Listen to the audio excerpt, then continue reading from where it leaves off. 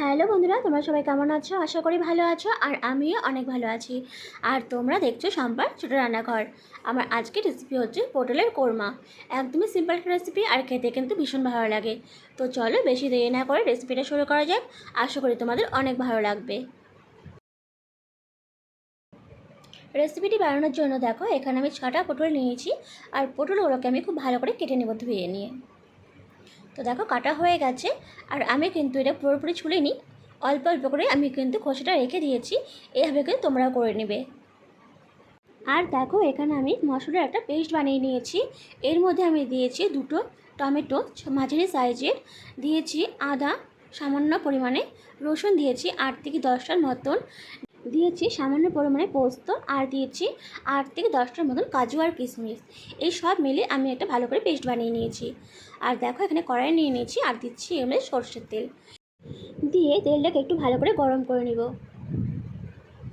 গরম করে নিয়ে এখানে আমি প্রথমে পটলগুলোকে দিয়ে দিব।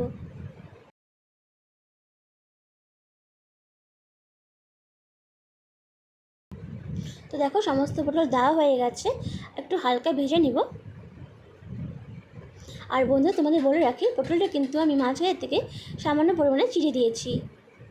আর দিচ্ছি এখানে সামান্য পরিমাণে লবণ, আর দিয়ে দেবো হলুদ গুঁড়ো। দিয়ে এখন পটলগুলোকে আমি খুব ভালো করে লাল লাল করে ভেজে নেব। আর বন্ধুরা, তোমাদের যদি আমার রেসিপিগুলো ভালো লেগে থাকে তো প্লিজ লাইক আর সাবস্ক্রাইব করে তোমরা আমার পাশে থেকে যেও। আর পাশে থাকা বেল বাটনটা প্রেস করে দিও, যাতে যখনই আমি পোস্ট করব তোমাদের কাছে সবার প্রথমে পৌঁছে যায়। তো দেখো পটলগুলো ভাজা হয়ে গেছে, আর এখন আমি তুলে নিচ্ছি।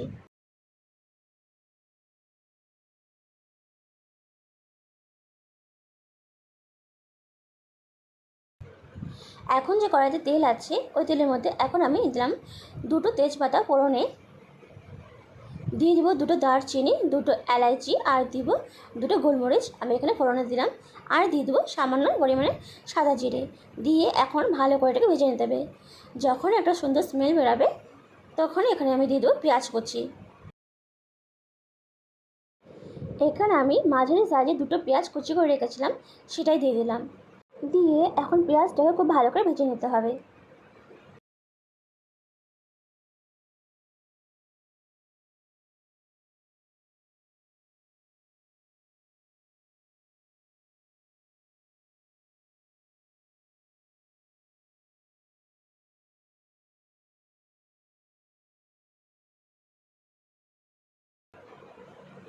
তো দেখো পেঁয়াজটা কিন্তু মোটামুটি ভাজা হয়ে গেছে। আর এখন এখানে আমি দিব 1 চামচের মতন জিরে গুঁড়ো, দিয়ে দিব সামান্য পরিমাণে লঙ্কা গুঁড়ো। লঙ্কা গুঁড়োটা একদমই অপশনাল, তোমরা চাইলে নাও দিতে পারো। দিয়ে দেখো একটু হালকা ভেজে নেব।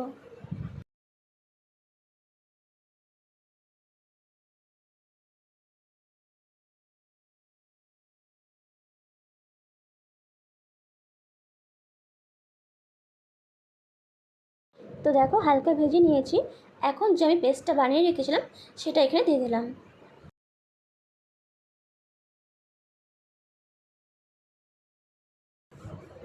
দিয়ে একটু ভালো করে নেড়ে নেব, যাতে পেঁয়াজের সাথে মশলার সাথে খুব ভালো করে মিশে যায়।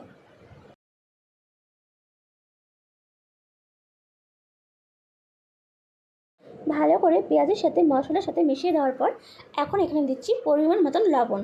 লবণটা তোমরা অবশ্যই বুঝে দেবে, কে কেমন লবণ খাও সেই অনুযায়ী। দিচ্ছি সামান্য পরিমাণে হলুদ গুঁড়ো। দিয়ে এখন এটাকে খুব ভালো করে কষিয়ে নিতে হবে।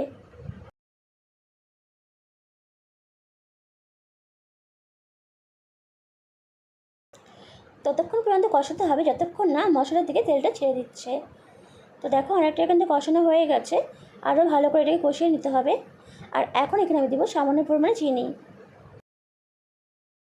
যেহেতু আমি এখানে টমেটো দিয়েছি, তাই কিন্তু ব্যালেন্সটাকে ঠিক রাখার জন্য এখানে আমি সামান্য পরিমাণে চিনি দিলাম।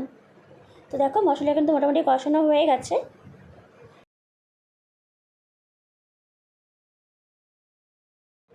আর একটু হালকা কষিয়ে নিব।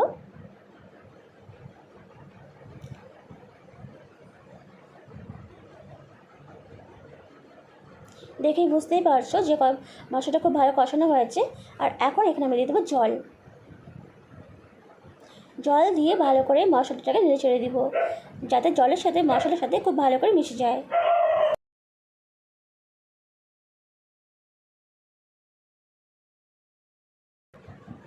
তো দেখো খুব ভালো করে নেড়ে চেড়ে নিচ্ছি। যাতে মশলার সাথে জলের সাথে খুব ভালো করে মিশে যায়। তো দেখো এখন ঝোলটা ফুটে গেছে, আর এখন এখানে আমি দিচ্ছি পটলগুলোকে।